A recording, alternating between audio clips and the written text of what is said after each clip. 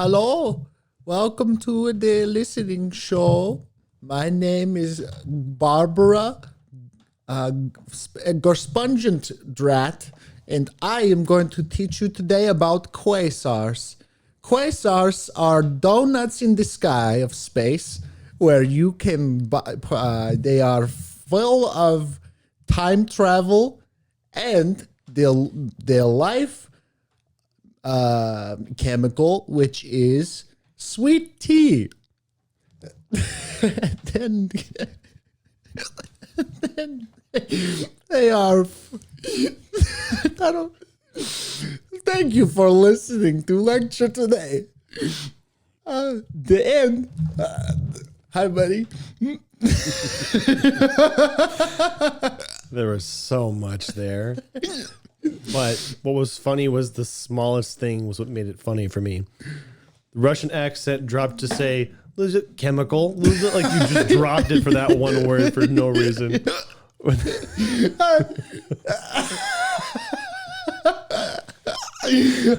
I don't even remember the details of that story. Okay, a Russian sounding person named Barbara talking about donuts in the sky. Quasars.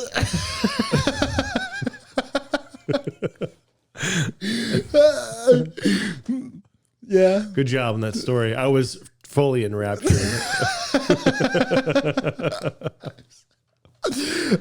I took some time before the podcast to think of what I was going to talk about, and then I didn't say anything that I was going to talk about. I just said hello, and then I just went with it. I feel drunk. I'm drunk. I don't know why. That was so silly. That felt like drugs to me. It sounded like something you'd say when you're really tired and laughing or drunk. Yeah. Maybe I am tired. Maybe that's it. I didn't sleep a lot, but you got injured. He got injured. Yeah, we almost didn't do the podcast today because you got injured. Oh, I don't want to make a big deal out of it. I do. I think that it's the most important thing going on right now. Is it though?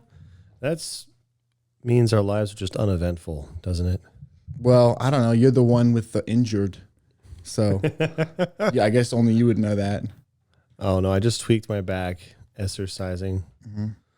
I was doing an exorcist and I pulled something, or something arose. I was trying to make a pun about exercise. I brought something forward, brought forth an injury. I like the idea of making exercise the instead of exercise, it's exorcism. When you exercise, hey, you going to go exorcism today? Yeah, at the gym. Like, you what? Do an exorcism today?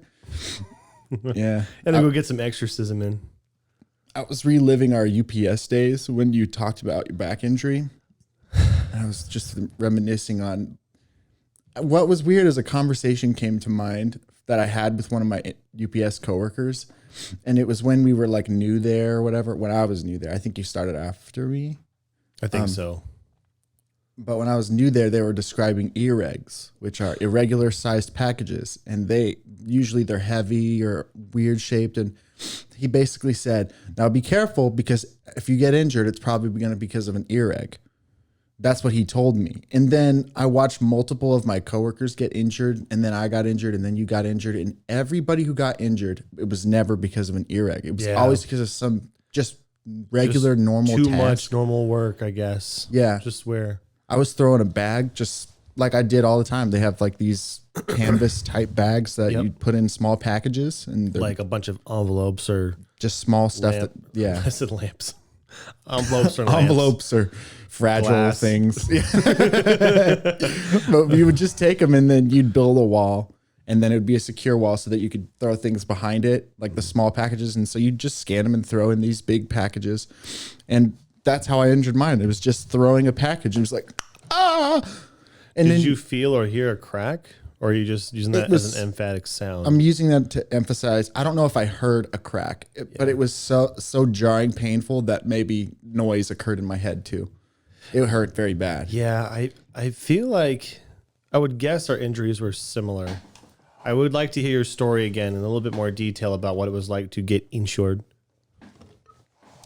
After the injury, or because that was the story of the injury. Oh, that's it. No more detail. So they have these chutes that they're electronic, and they're like arms that extend outward, and they elongate a belt where it's like a treadmill essentially of rolling pins that roll suspended like 3 feet, 4 feet in the air, waist level, that bring the packages in. So you reach forward and you grab and you load it extends into the trailer, the semi-truck trailers.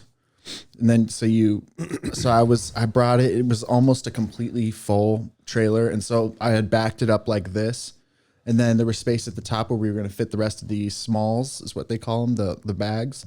And it was the last one, and I sort of flicked it like this, and I remember this shoulder came like maybe it caught my hand or something as I was throwing it, and this one it just came a little too far, and then it was twist pop and then I went through the machine, which is the UPS lawyer. Well, assembly line. I think we talked about the bureaucratic system of getting screwed at UPS, but I'm more interested in the injury specifically. When you say pop, do you mean like you're denoting at this point pop, or is it was a pop sensation that I felt? Was it? I don't think it was a pop sensation. Okay. I don't know if there was a noise or not. That wasn't focused on the noise. I was focused on keep your legs underneath you so you don't fall off of this thing. Because I lost my balance. And I was going to say I lost my balance. Or suddenly standing was like the most important hard thing to do. Yeah. I wouldn't describe it as pop. It was just more like a zing or instantaneous snap. It wasn't that something broke. It was so instantaneous and so painful. That's how I would describe the pop. This of the recent thing you got? Or no, the at the UPS. Yeah. I was also loading, and I guess it just gave out on one throw. I don't know. So it's kind of interesting to hear you explaining it because it was similar to mine. But it's like a slip disc or something. No, it wasn't, because mine resulted in my spine being slightly out of alignment to the side because of a bundle of nerves. So it was a combination of those things. I've slipped a disc or had a herniated disc. That's different.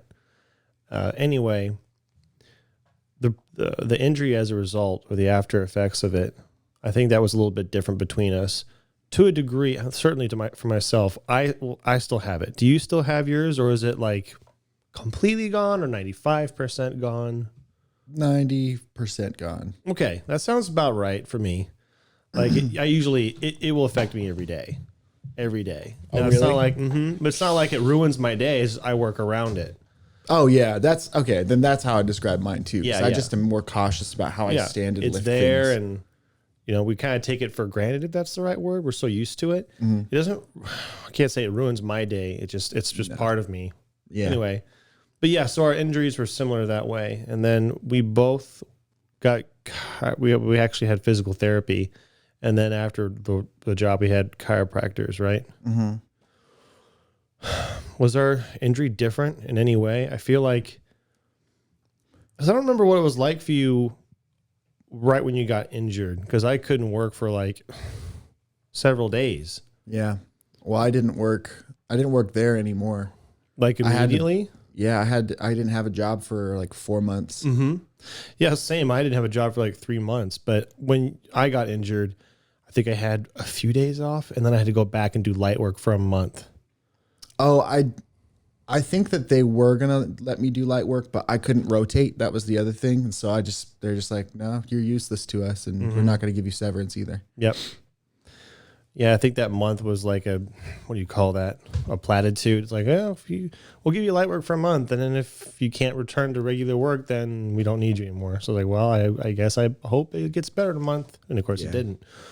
So, but for some reason I seem to think that our injuries were different in some way.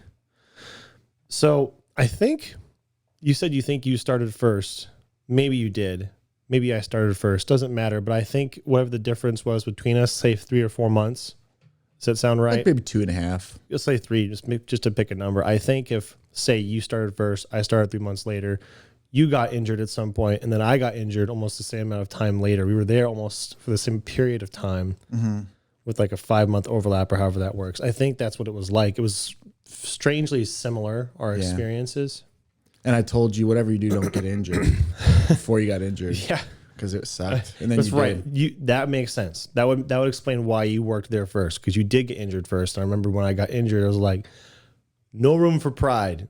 I'm injured. This Yeah. shit needs to get fixed. Yeah. So, because it happened to my best friend here. So maybe that's what it was. You got injured and you kept working through it for a while. You didn't allow it to heal properly. That's what it was. Yeah, I did. That was the difference. Yeah, it was like I took a few days off and I came back for like a week and it was so bad and I just said, I can't do this. It's like, it is hurting so much. And they were like, well, you can go sort. And I sorted for a while, but even sorting, you're just like, it just hurts. It's not right.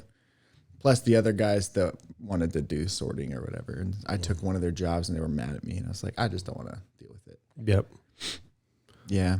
But fortunately, even though I think you put more stress on your back after the injury, I think you've recovered just as well as I have. I think I was worried about that for a while because maybe your back was worse for a while because of that. I was worried yours would just be, well, I don't want to say irreversible. I guess both of us are not ruined. Yeah, but anyway, fortunately, it seems like you got it as well as you can, minus all the way better. It's not like you're worse off than me necessarily. Nah. Okay. If anything, you're probably slightly worse. But I think we had the same injury. I'm just a smaller frame, technically. So call me it's fat? More stress. No, like you're also like 2 inches taller than me or something. Whatever. An inch and a half or something. So it's like I wouldn't be surprised if any damage done to a bigger person on a core thing like their like ribs or stomach or like that's just way more detrimental to taller people. like if a 5'6" dude got injured, bad. There's less of you to get injured, right? Well, you carry less weight. I know what you're saying, but I'm not following that logic. You don't think so? No, I know what you're saying. You're not wrong. But also, like an spinal injury, whatever it is a spine injury. I wouldn't look to a small person. I don't have this back because you're not as big as me. Like, well, no, it's equally bad. But I think like long term, it's harder for tall people to heal better. Probably, maybe. Okay, I got some questions. Yeah. So, where on your back was your back? Right. Yep. Mid to low. Mid to low. Yep. Wow, I would say mid to low, slightly to the left. It was just off center. Was yours centered or off center? I think it was probably the same, like slightly left. It would make sense because we're both right-handed, so we have a dominant way of unloading, but that I would always switch. Because you know me, I try to be ambidextrous with some things, but yeah. I think that's why it had to do with my orientation, and that would make sense that you got hurt in the same way. Next question is, what is the main way it affects you day to day? Subconscious stuff. I don't think about it day to day at all. Well, no, but I just have adjusted and right. I mean, I don't dwell on it. I forget that I even have it, but you certainly have altered your behavior subconsciously or forgotten about it. Can you think on what changes throughout your day? I don't bend over as much, near as much. And if I do bend over, it's very particularly because it's very aligned and I just don't want to, because when I bend over wrong, you can throw out your back for a long time. It's just more, susceptible to injury now. Like once you injure your back once, if you don't work out your core regularly or whatever, then you're just going to happen again. Just a matter of time. It's my main motivation to work out my core. Yeah. I would like to do that. Anyhow, the main thing is if I bend over over a counter, like dishes or anything, it's strong, straight pivot from my hips forward a little bit instead of letting my upper body fall all over it. But even then I get sore, tired, and fatigued very quickly. Which it's really strange and arbitrary what will upset my back. Some things don't when you think they should, like riding a motorcycle does not bug it at all. Thank goodness. That would be awful. But picking up things, I'm much better now about, bending at the legs and all that crap. But it's the thing that affects me the most is a slight bend. Just a slight bend and putting things down for me. I can pick things up. I can pick super heavy things up. It's putting them back down. Sweeping like a mop. When I carried your chair down here, I very closely. I was like, oh, that was close when I put it down. Like I picked it up and I was like, I stopped at the bottom of the stairs and I went to go put it down because it's not light. It's kind of a heavy chair. And then I went to put it down. I was like, oh, and I like dropped it. And I was like, oh, I can feel it. Yeah. That's so funny to hear you say that. That was close because I know what that feeling is like. It's so scary. It's so scary. But funny after the fact, especially because I can relate to it. No, also sweeping and mopping kills my back. I don't know why. Really? I can't take it. Sweeping and mopping? I guess it's just the right kind of bend. I don't know. Yeah, it's just that slight sort of pressure bend. That makes sense. Well, The point is we're mostly okay, but it affects us some. And whatever. Yeah. Just whatever now. How long ago was that? And that would have been not 10 years, 8 or 7 years. I was 17, so it'd be 9 years. Yeah, I can't remember what order my jobs were. It's getting that far back, and there was enough of them. I forget. We talked about our jobs once in the podcast, and I went completely over one, and you went over one. Like, we just forgot about some of them. So yeah, I wonder which one we forgot about. you forgot about Amazon, and I think I forgot about the video store. Yeah, that's right. Anyway, That's weird. I still think about how just like Amazon was weird. I was like in a fever dream that whole time period of my life. That was weird. So like now I'm remembering Amazon, but when I remember it, it's all very tinted and it's weird. Well, I was living in your closet literally at that time. I was meeting my first serious girlfriend and talking to her at that time. And I was working 3 or 4 jobs. I was busy all the time. I remember that. Yeah, it just was weird. I didn't think I got hardly any sleep ever because I basically just worked and talked to the girl and then played League of Legends until sometime in the morning and then did it again. Yeah, that I do remember. You had the least amount of energy I've ever seen you have. Just pretty much like me, which for me is normal, but for you that's low energy. You're just tired. It was exhausting. I was doing that because like, you ever have your dad tell you about his attitude and like work ethic at your age, and then it inspires you because you realize, wait, this is so like my dad told me this story about when he met my mom. He picked up a UPS job so that he could save up to buy a ring, and so I was like, I want to do that too, but I can't work at UPS anymore. So I'll work at Amazon and I'll use that money to buy a ring or whatever. And so I did that, and then I didn't buy a ring. Yeah. Anyway, but I just remember at the time being like, yes, history repeating itself. I'm doing this. The family tradition. Yes. Throwing boxes and to buy a really small box. Yes. The ring in it. Trading thousands and thousands of boxes for one really tiny box. Trading thousands of hours for thousands of dollars. Yeah. I don't know. But I thought that was interesting. I thought you were going to say, you know how your dad will tell you about what kind of work he used to do at your age, and it would inspire you because you'd go, wow, my dad actually worked really hard and I have it easy. Well, that too, yeah.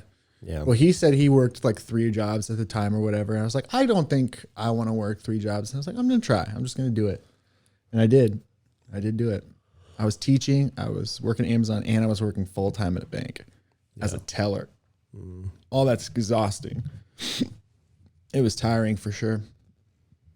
Yeah. The most I ever had was 1.5 at a full time and a part time. But no school. That would have been. You had a full time and a part time? Mm-hmm. Wait, Starbucks. Overtime at Starbucks as in at least 40. And then I had, wasn't much, 5 to 10 hours a week. And there's family video, right? No, I was a receptionist. Oh, that's right. Yeah. That was the most I've ever worked hours wise at an employed place. Like you could count mowing or whatever, but like, no, this is like actually clocking in and clocking out. Yucky. Yeah, man, it's not fun, but not to shit on it too much. I mean, obviously I don't enjoy it, but there are people who do that and it's very commendable. And I don't not appreciate it. I certainly understand it. I've done it, you know? Yeah. Well, commendable maybe, but you know, one of my friends put on a social media, I don't remember if it's Twitter or Facebook or something, but they put something up and I was thinking, I don't know if I've ever thought of it that way, but I'm going to think of it that way from now on. They said something along the lines of, we should probably think about stop glorifying people who overwork themselves and overexert themselves. Because maybe we should support balanced lifestyles and really emphasize those more than slaving over work that doesn't care about you and getting money which won't make you happy or whatever. And I wasn't thinking. Sorry, I'm interrupting. Sorry, were you done? Yeah, go ahead. I wasn't thinking of people like that who work 2 jobs. I was thinking of people who have to, and they choose to take on the responsibility. Not like, I just love getting as much money as possible. And I don't think there's many people in that situation. Anyway, I think there's a lot of people in that situation who who work because they like money and they work all the time. I have friends like that, and it's a little, well, I guess I can't judge. If that's what gives them fulfillment and satisfaction, then okay. But for me, I couldn't deal with that. Well, people who want to work, they're certainly out there. They're kind of the exception, though. They're not the norm. People who are very career driven might be one way to say it, where they live their job. Oh man, I don't want to name names like examples, but obviously there are those types of people. Anyway, veering off a bit, I'm jumping lily pads to come up with more topics. Yeah, but pretty soon, if we jump too much, one of us is gonna croak. It's a frog joke. Yeah, about dying. I was talking to someone else last night. I was telling them, I've told you about my big goals about, career wise and stuff. And I say they're goals, but it's almost a plan. Didn't we talk about the difference between goals and plans specifically? Because I had that thought in my head, so I may have shared it with you. Mm-hmm. It must have. Anyway, go ahead. Yeah, no, I know the difference. I was talking to someone about that, and I became reinvigorated with the idea of making a company and accomplishing things. But they just first need money to do that kind of thing. Mm-hmm. Yeah. Have I talked on the show about my plan about the reinventing agriculture? Nope. Have I talked to you? I'm sure I've talked to you. Well, about that. To me, I don't think you've mentioned that on the show, though. I have this fantasy, and I'm going to say it's a plan. Because I do have a plan. It's just like a lot of hope involved in this plan. So my first plan is make money producing art of some kind, whether it's music or whatever, and get a lump sum, whether it's because one of my songs gets big or something, whatever. I don't really care how. I'll just work hard at it and enjoy the making of things until something I've made earns me income. Once I have income, like a good chunk of money to sit on, I take 5 to 10 years, somewhere in that range, to buy land, a lot of it, at least 50 to 100 acres kind of thing. Get educated in environmental sciences, in fisheries biology, agriculture, things like that. Either whether that's literal going to college and getting degrees in those things, or it's just self-educating till I understand it better. Meet people in those fields, with the goal of eventually using this land that I have to develop a new, better way of farming. Because if you think about like where people are at now, it's to the point that we should find better ways to do things, whether it's healthier, more efficient, better produce, local, making jobs, all that stuff. It'd be great to do that. And the reason I specifically thought about agriculture is because like everybody only eats junk all the time. And everybody's getting sick, and maybe healthcare would be cheaper if people weren't eating junk all the time, kind of thing. But maybe they wouldn't eat junk all the time if good food was cheaper too. Anyway, so all this plan, and then I've always been fascinated with like biodomes and biospheres and life that like recycling things, or things that natural ways that things complement each other in nature. So I was like, wouldn't it be great if we just, with a bunch of smart scientists and me got involved together, and we figured out a way to create multi-story high building that's like integrated with the earth, where you could, floor level is just an artificial lake with natural plants and things like that, where you put a bunch of fish. Second level is maybe orchards and gardens and stuff where the roots can dig down and the fish underneath can eat off the roots and provide nutrients back to the plants. The plants produce produce. The produce can be fed to maybe another floor's, culinary, like just like food and poultry. Maybe it could be like chickens, and they can make eggs and stuff, and then you can have this. But basically, it's all integrated together, where you use one thing that one set of nature produces to nurture and give nutrition to another set, which then does the same to another. And then it ideally would feed back. You can integrate all the electricity and have it generate its own power, whether it's solar panels or whatever. I don't know. The idea is there's so many smart people now that we should figure out a way to take the space we have. Maybe we develop maybe we develop the game plan for basically this efficient, high producing, high nutritious, regenerating resource that we can give the blueprints to farmers throughout the country, throughout the world. And then they can use this same blueprint on their property to maximize their earnings, maximize their produce, their potential. Wouldn't it be freaking awesome if you could be a part of developing a new, better way to make good natural stuff, and then you could sell it to the world for the betterment of mankind? I don't know. I think it would provide a need because people miss out on local foods now. A lot. People have to ship foods everywhere. It would cut down on shipping if you just put all these plants. I say plants, but whatever you call them, but local, and then you provide to the people in your immediate 20-mile vicinity or whatever. And I don't know. It would be better than McDonald's.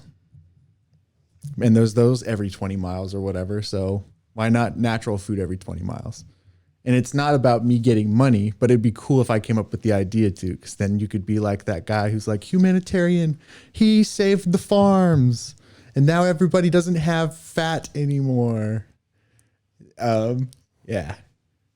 So that's my general idea, but that's why I'm the idea guy and not the obsessed working guy, because I don't have any money to do that yet.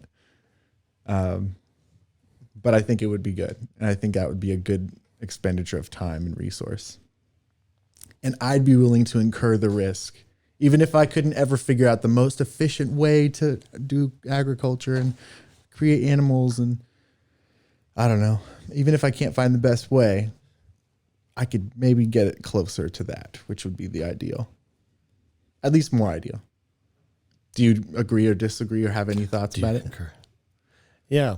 I don't know if I have any very intelligent thoughts, but yes, it sounds cool. I like the idea of doing something that is, contributes and makes the quality of life better for lots of people. It's a simple thing, I guess, but to have some kind of something you're passionate about that can contribute to that is really cool. I don't understand making an ecosystem and farming, whatever, but cool. I like the passion behind it, and the fact that you care about it makes it interesting. Yep. I need rich people who I can teach to care about it. What's weird, I've never wanted to be a farmer or anything. I don't care about this stuff. What I care about is people getting slowly poisoned because all they have is Walmart, McDonald's, Taco Bell. Mm-hmm. Those are the cheap things. Maybe there's got to be. I even thought about how cool would it be if this was a beautifully manicured place. You get this 6 to 8 story building where it's created with natural resources and materials, and it's completely alive. There's somehow you get sunlight in there, and it's all plants and this stuff, but it's beautiful and you can tour it. Kind of you can imagine a nature IKEA.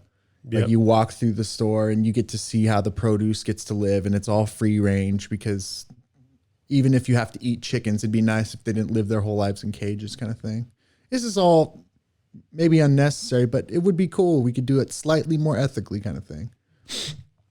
And then maybe at the end of the road, I could hire freaking fancy ass chefs who can create recipes and new delicious foods with the stuff you grow all there. Wouldn't that be interesting? You've got their chicken and the apple, whatever, because of the orchards, and the fish, and they find new ways to prepare it. There's even some things when when you do harvest things like chicken or whatever, I even thought about how do they make fish food? They probably put meat substitute of some kind. So maybe you harvest the edible foods for people from the chicken. You can prepare those however, but then the leftover guts and whatever, make it into fish food, feed the fish with it or whatever. I don't know. There's things you can do. Mm-hmm. You can save all your resources. Everything that's waste, compost it, use it to grow new gardens in some other place. I don't know. There's ways you can use everything, all the energy you get, and I don't know. Yeah, I imagine if you did something like that,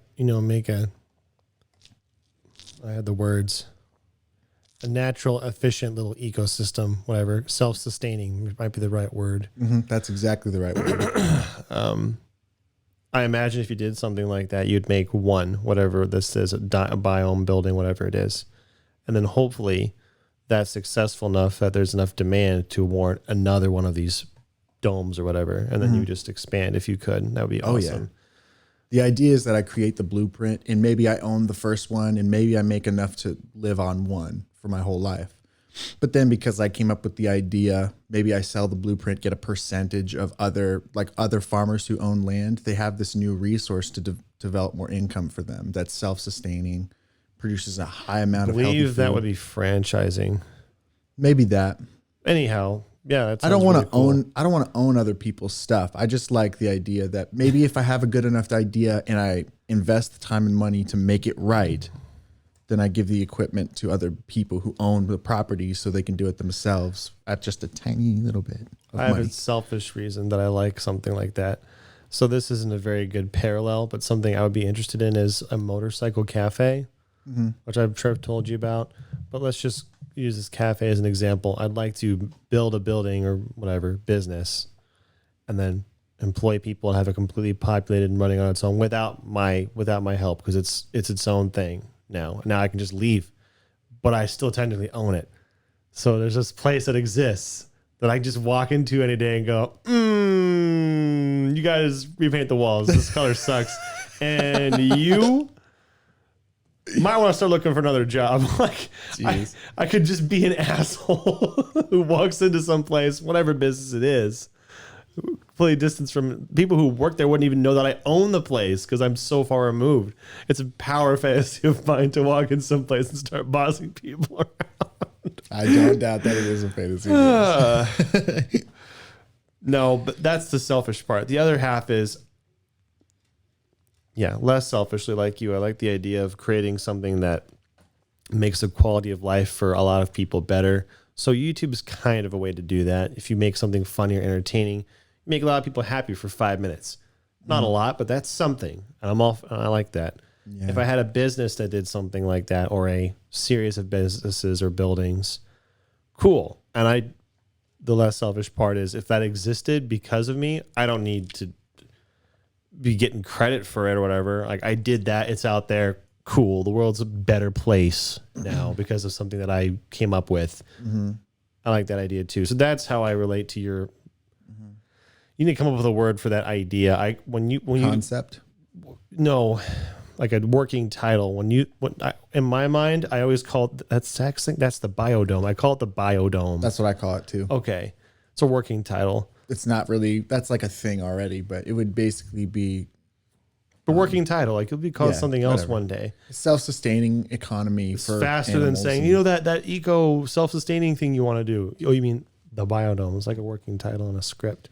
Yeah, I would love it. And you see, I don't even want to just do it for me. I legit think if somebody did that idea, if someone takes my idea, good. If someone listens to this podcast and is some rich kid in Maryland who has a lot of money, and then they're like, wait, I'm passionate about that, and I know how to do it because I have the money or whatever, then do it. Just the point is that it gets done. It'd be great if I could profit off of it, but the whole concept is, look, it's bad.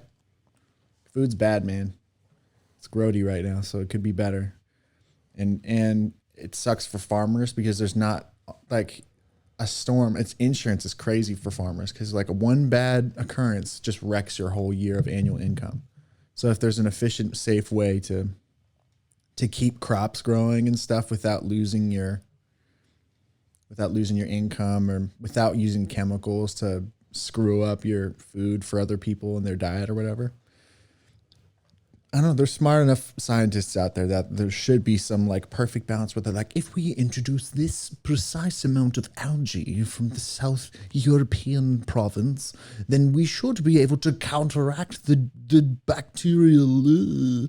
I don't know. They would know. Like, they'd be able to naturally get rid of shit. Well, like many problems that we have, I think we are capable of solving them. We're just focused on not problems. Yeah. There's a lot of non-problems we have in our creating when we have the capacity to do good things.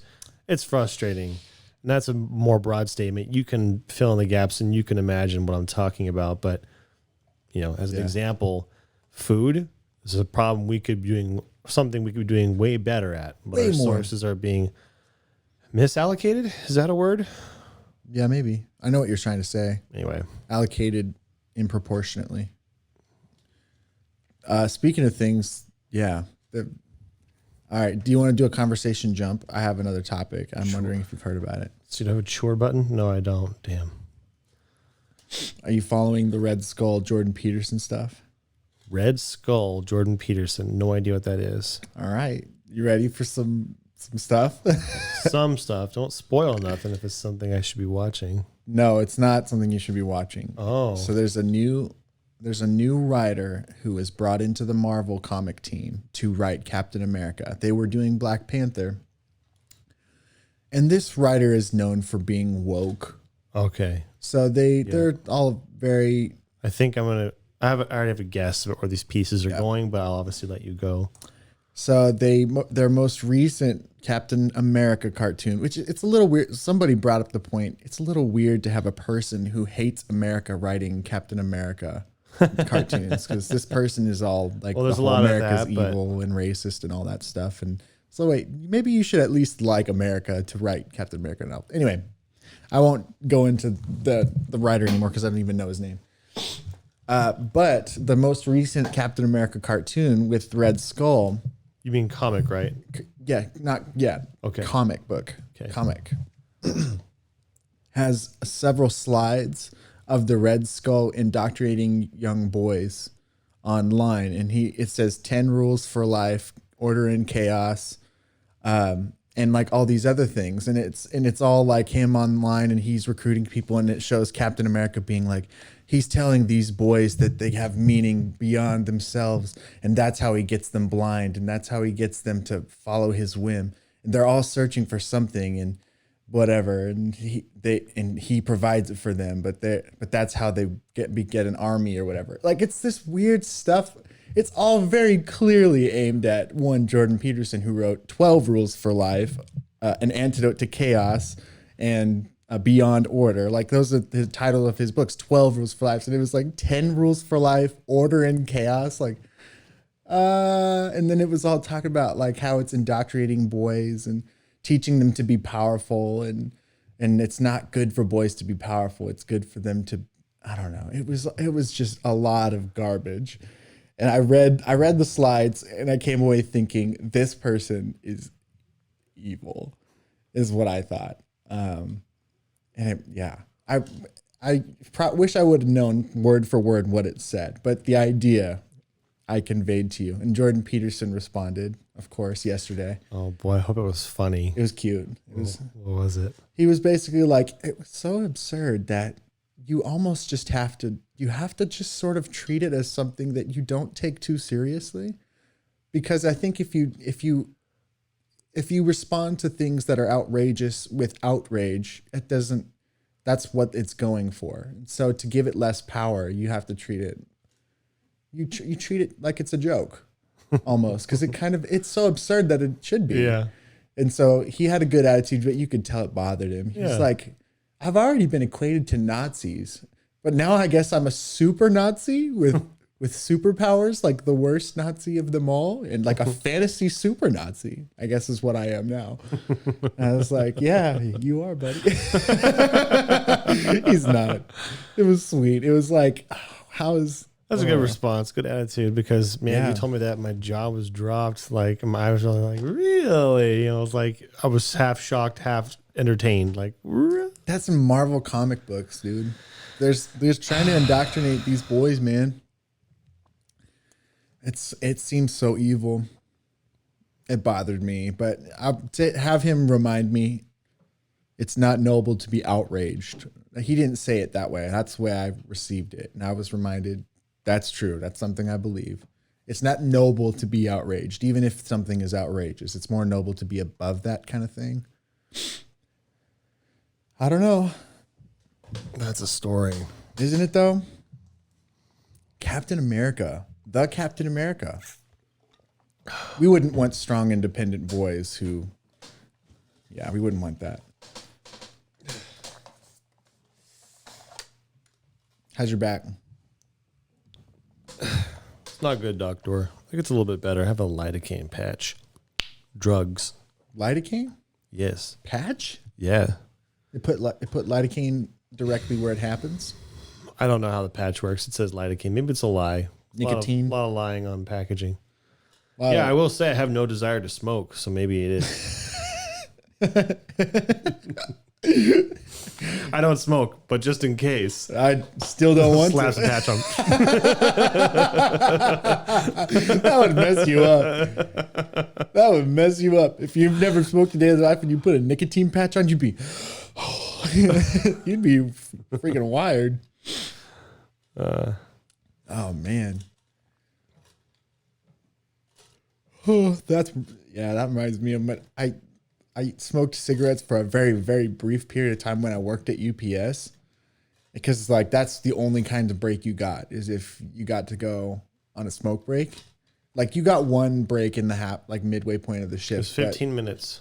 I remember that. And then, but if you smoked, then you could take 2 other breaks throughout the day, and they were like 20-minute breaks or whatever. It's like you get like 40 minutes on the clock. You can just go smoke. That's awesome. Yeah. And so I was like, I'll try it. And so I bought cigarettes and I bought that. What? That is funny. Because, stereotypically, so you're out smoking. Someone walks by like an employer. You try to hide the cigarette. Were you smoking? No, I wasn't smoking. It's the exact opposite. You're out there just being nice, having a good day. And he walks out. Oh, are you smoking? Yes, I was totally smoking. Yeah, I wasn't not smoking. That's so dumb. Yeah. That's funny. Well, and then I had probably tried cigarettes before, but I didn't smoke regularly. What was weird also is that I was 17 then, and you could buy them then when you were 16. But then halfway through my 17th, they changed the law to you had to be 18 to have cigarettes. And so there was a 6-month period where I couldn't have bought them. I was done anyway.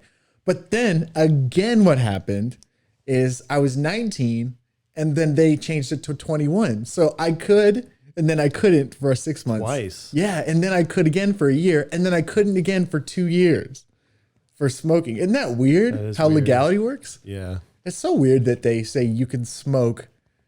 You can't smoke if you're 16, but you can go die for us in a war. Yeah, that'd be fine with us. You can sign literally your life away, but you can't inhale grass. Oof, you can't live for yourself, but you can die for our government. Yeah, that's what they think. So gross. Yeah, call me controversial, but I think if you can go to war at 16, then you should be able to eat whatever you want and drink whatever you want. And I mean whatever you want. Do you know for a fact that you can go to war in America at 16? Yep. You can just sign up and go. I think you don't. You can do it. Certainly seems a bit arbitrary if you can make the greatest sacrifice you can make and then be denied everything else. Yeah. Seems kind of arbitrary, but whatever. So I think maybe so I know that age is right, but it might be with guardian consent until you're 18. Still then, but 18. You can. So so legally what you're saying is with guardian consent, you should be able to do anything an adult can do at 16. And I think that would be the proper way to do it.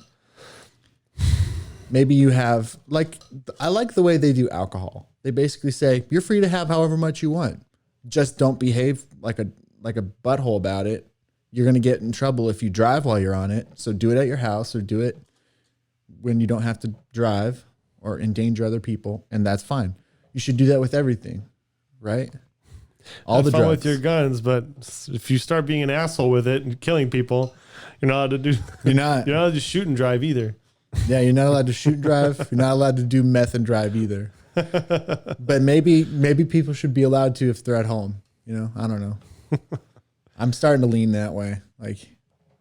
I'm not going to say I'm right because I know that stuff is bad for you. But wouldn't it be nice if people wouldn't go to jail for stupid stuff that doesn't matter? Sure. Yeah, they're going to do it anyway. If they're not hurting anybody else. If they're hurting other people, let's agree that's bad. Or if they're potentially hurting other people even, that's probably bad. But yeah, just let people live their lives. That'd be good. If that means they want to go to war at 16, all right, they're fine with that. But that's because it's self-serving. It's so gross. The government's gross. Have you almost drunk all of that? I got a little left. Surprised how much you drink. I've had a lot today. good. Water. I was telling you should drink a lot of water because of toxins. I would drink more, but I don't want to lean But it's over there. I don't want to lean up more than I have to. Oh, you want me to get it for you? No. Okay. That's funny. Did you put the camera on you? No,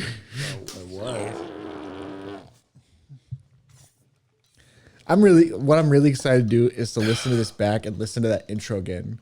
Because that was my favorite. Me. Yeah. It was me. So every episode, I always say, hey, "What's your favorite part of this episode?" And you think about it. You're always gonna say me. Yeah. It's like a joke. Me. Well, I was like, I don't even remember what I said. I just kind of blacked out and did an accent. I blacked out. I woke up and you were laughing, so I must have said something funny. I told myself ahead of time, like, don't do a stupid story. Just open it and then talk to Walter. And then I said something with an accent. And it's like, here we go. I like the accent, so I better keep going. Isn't that Red Skull stuff crazy? Yes. Yes. What does it make you think? Well, I had several thoughts between then and the last thing we talked about. But that, what it made me think of was there's some similar stuff going around in comics in Marvel specifically already. And it's interesting. There's some YouTubers that follow comics very closely, and I watch them sometimes.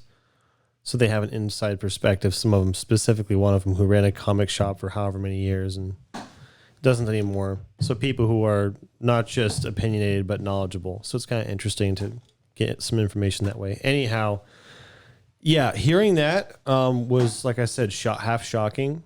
It would have been even more shocking if I wasn't already aware of some stuff like that already happening. What's other examples? Well, how old is this now? Probably at least a year old. A comic that they hired created some new superheroes that were so laughable that what happened? These were, what were the characters' names? The main two were Safe Space and Snowflake, like unironically. And then there were 3 other ones that were laughable. So it was 5 or something like that. Safe Space, and Snowflake? Mm-hmm. Non-binary, whatever. It was very woke, whatever. But the characters, but the character, obviously, what were their powers? Whining? I don't remember, but it was hilarious. Like one of them, his power was internet gas. I wish I recorded your reaction. What? Exactly. It is so silly. Internet gas? Exactly. Whatever they were, the characters were silly and hilarious, and so they got made fun of. And then Marvel was like, "No, we're still gonna release this comic series because we believe in it." And then they backed out, and then they like put a piece of it in the back of a different comic because they knew the backlash was bad. So they're trying to stick to whatever their agenda is, but they still need money. So anyway, that backfired. What were they trying to convey with it? I don't know, man. Freaking that those things are good. Corporations are becoming more political. Yeah. Anyhow, they had their agenda, and anyway, so woke stuff existing or whatever, political stuff existing in comics, that's been going for a while now, and it's been going that way for a while. So when you told me that story, because it was a specific person that this artist, whatever you want to call him, was, what's a good word for what he did in relating Jordan Peterson to a Nazi supervillain? Because it's not satire. Because this person believes more or less that they are similar. Yeah, no, they do. So what would that word be? It's not a character assassination. It's interesting because I can't. Lunacy. It's ludicrous. I can't think of that ever happening. I'm sure it's something like that has happened, but I can't think of a character that was created out of spite for a real person. For what you believe about a real person. Right, for what you think about a person. Be one thing, a caricature is if it is based off of a person, like who's the President Nixon? There we go. Futurama has a character of Nixon, whatever. But the inverse of that, what if you thought, let's pick someone who's less divisive. What if you thought, who's a really super like person? Keanu Reeves. What if someone made a character that looks and sounds like Keanu Reeves, but he's just evil, and they try to equate everything to it being Keanu Reeves without actually calling whatever that is. It's very strange. There's probably a good word for it. Anyhow, that was interesting when you told me that. I was like, who does that? Yeah. It's so bizarre. Yeah, it's one thing. Yeah, one thing Jordan Peterson said is people who looked at that message in that cartoon and agreed with it have told things to me like, well, for you to even see that as you, because they didn't say 12 rules for life, they said 10 rules for life. And for you to even see yourself as that person is further confirmation that you are like Red Skull. And he's like, well, that's even more ludicrous because you got as close as you could to like what he does without actually saying. Because if you do, then it becomes libel. Like there's legal reasons. Whatever. It's really interesting. Whatever the technical terms are for what was done. I know. It was so bizarre. And then reading like Captain America soliloquizing after like about these young men are just looking for something to adhere to, and that's what he gives them. Something to tell them that they're more important than they are. I don't know. Their bigger purpose is to push his cause. I don't remember what it was. It was something about like the Red Skull's indoctrinating young men, and he's doing this. I'd be curious. I mean, I would think the artist, whoever, has already been questioned, interviewed regarding that thing. I wonder what he would do. Not that it matters, but I wonder because I don't want to assume things, but I would not be surprised if this person pled ignorance. Oh no, this is just completely made up and something super underhanded. Like if someone like this really existed, that'd be a horrible thing if we let this person exist. But I don't know. Yeah. What's weird about it is I think the gross thing about it is like other good lies, like other deception. It's correct about parts. Like it's right when it says the young men were looking for something to adhere to and they attached to what he said. So yeah, that's true. But then you're attributing malevolence to it when maybe that's called telling half truths to tell whole lies. Sure. Well, but even like, so let's say just for a thought exercise that maybe what Jordan Peterson is saying to young men isn't wholly good. Maybe it's a high probability that some of it's wrong. Just because nobody's right all the time. So let's say that,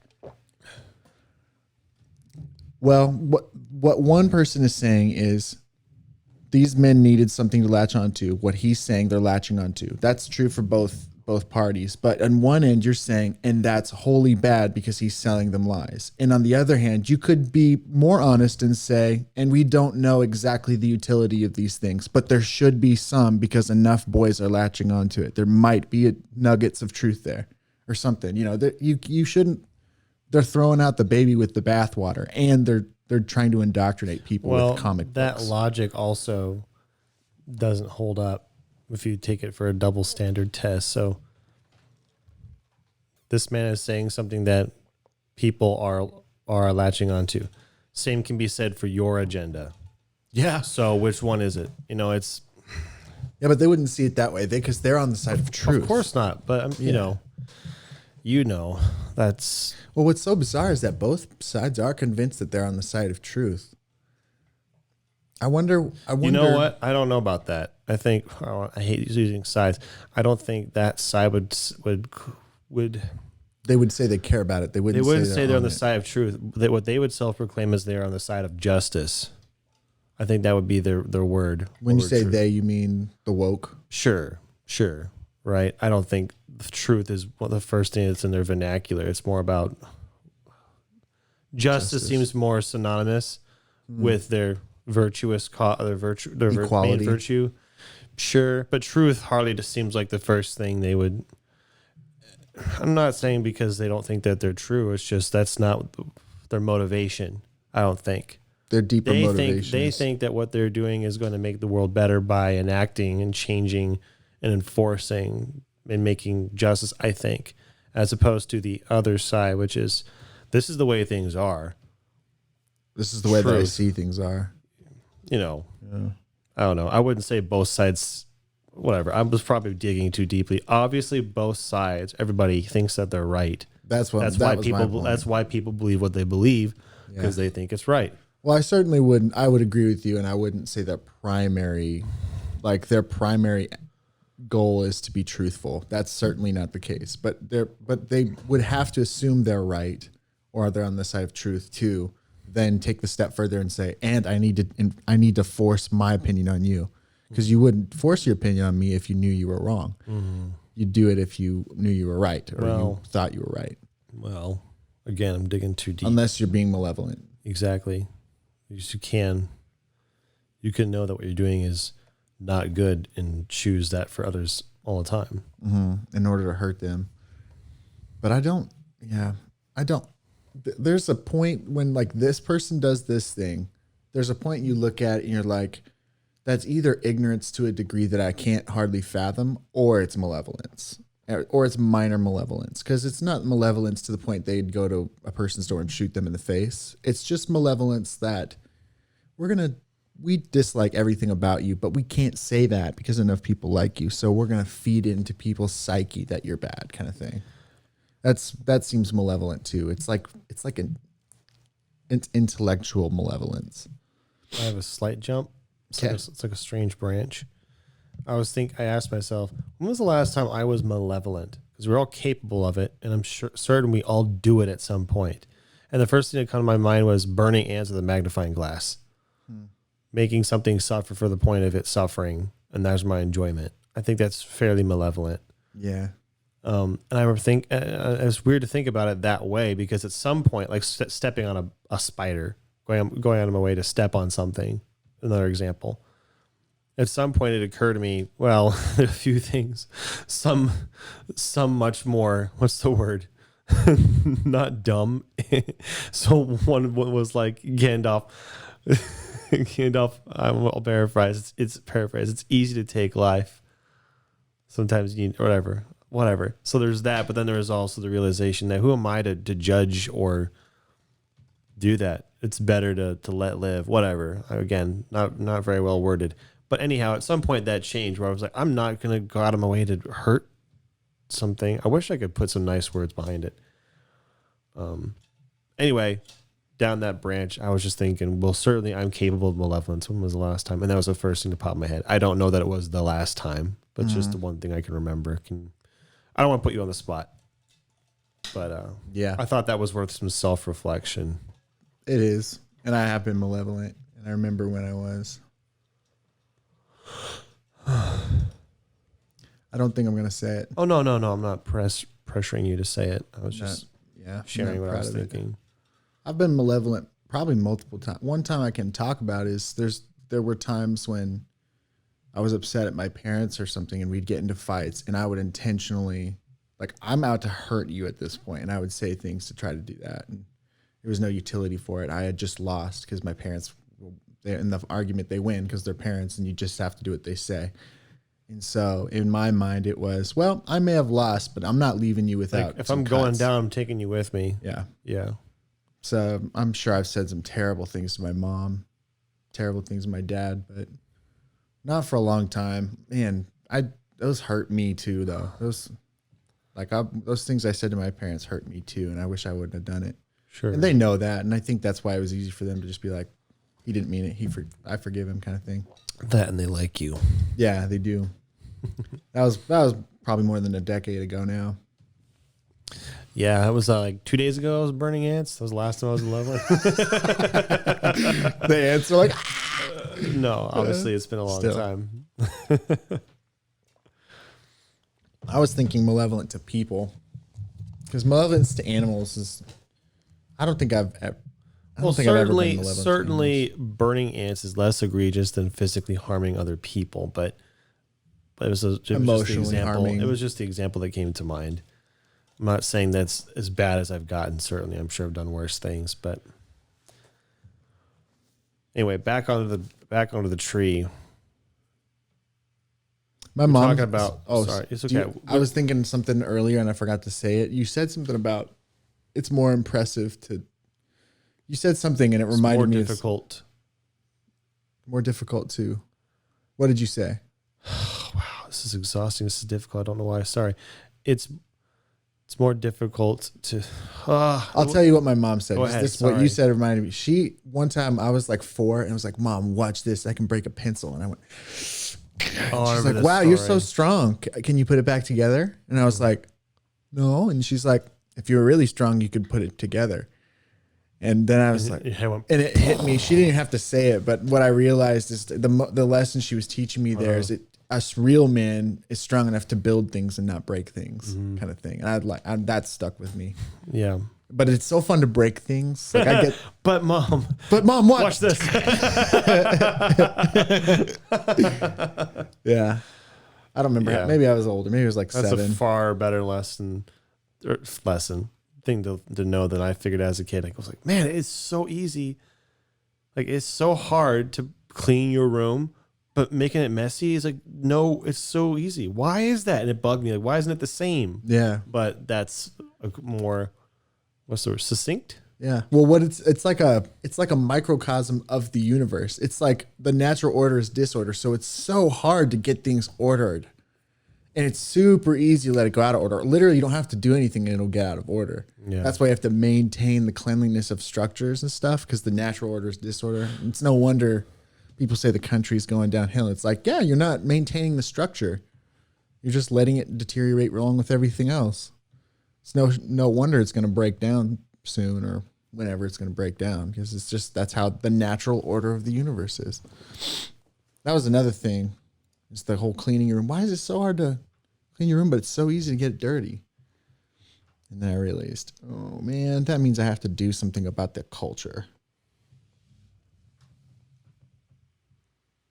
Did you have any other thoughts about that? No.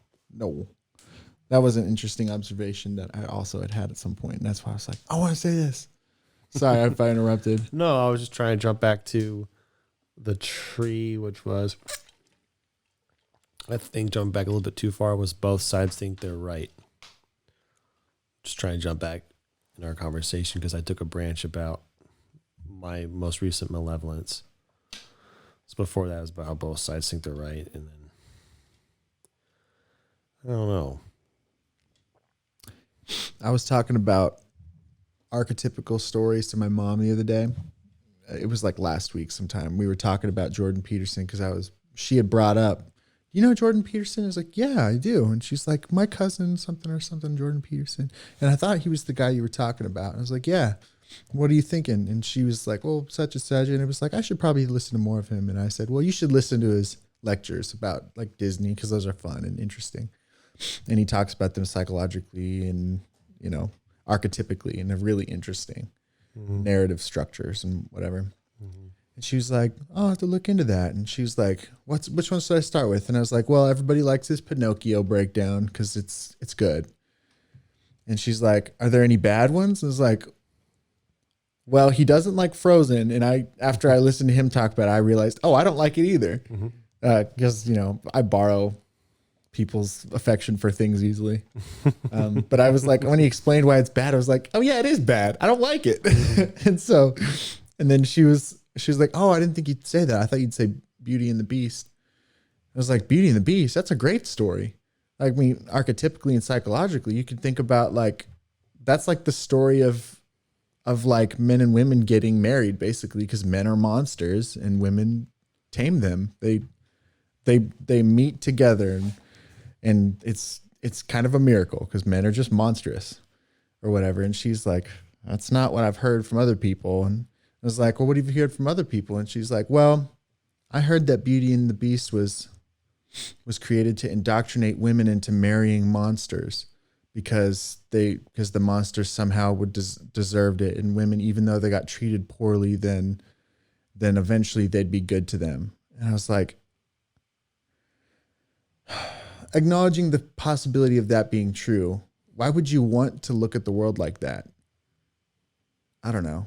Is that the way you want to see it, the story of the Beauty and the Beast? Because, I mean, maybe you do, but doesn't that make you not happy? Wouldn't it be happier to recognize, oh, everybody's kind of a beast, and when a beauty chooses them, despite their beastliness, maybe it can help? I don't know. It's nicer to look at the nice way of things other than we should indoctrinate girls to marry assholes.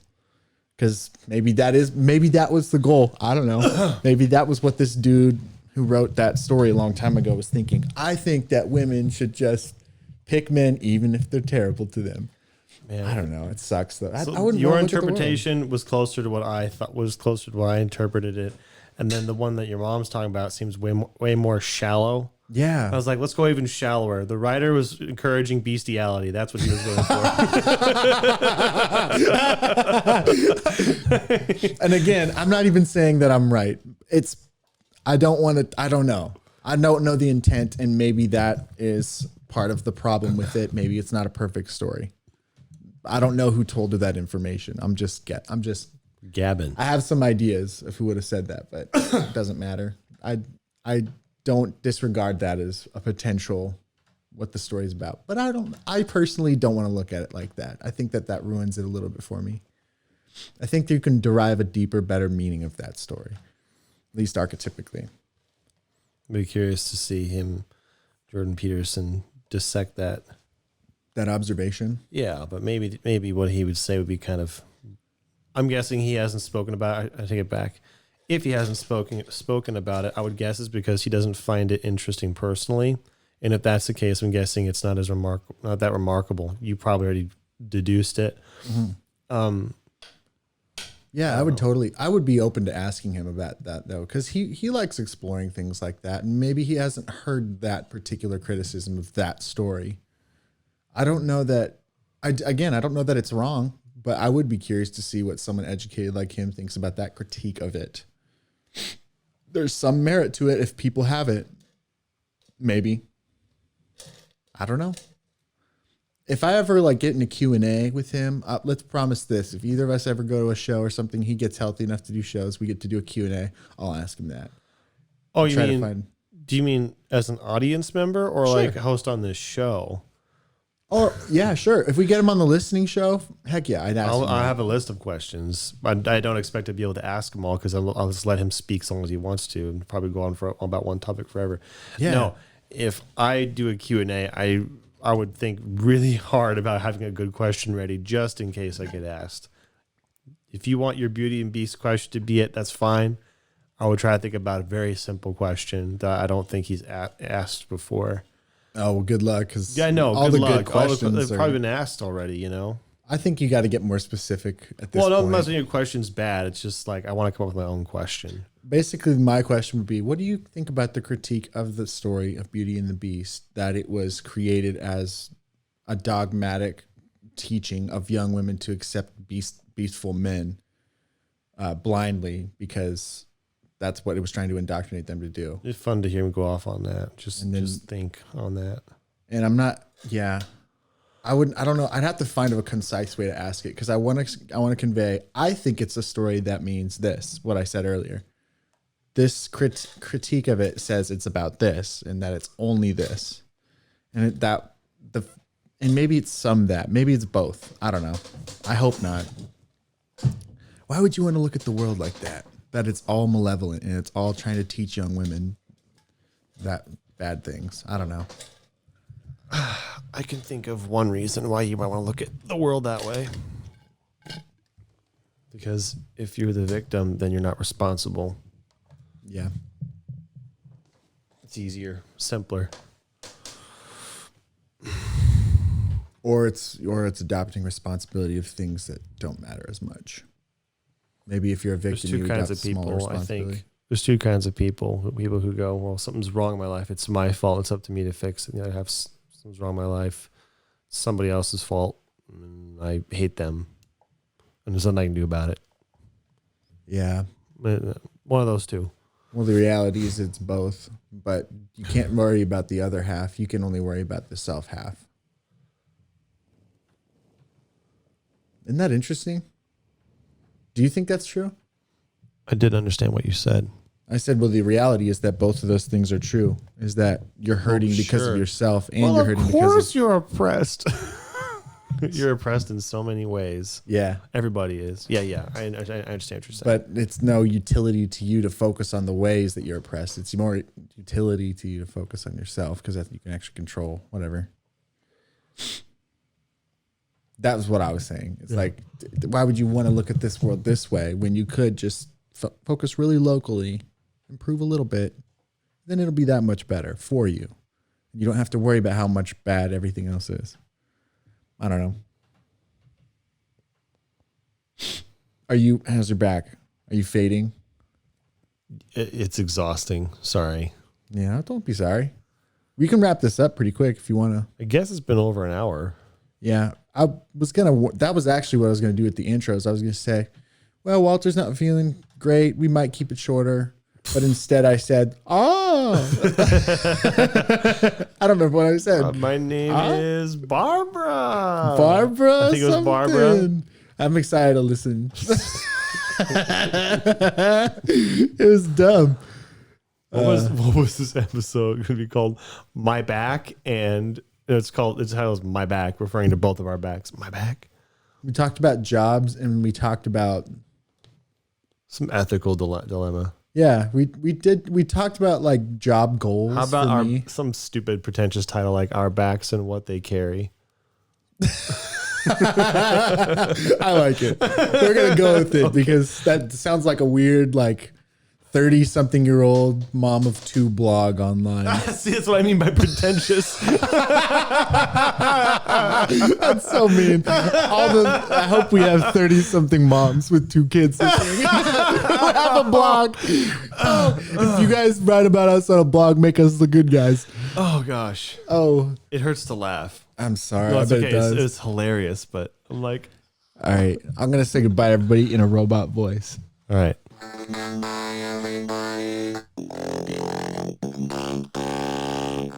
I said goodbye, everybody. I hope you have a good day. Do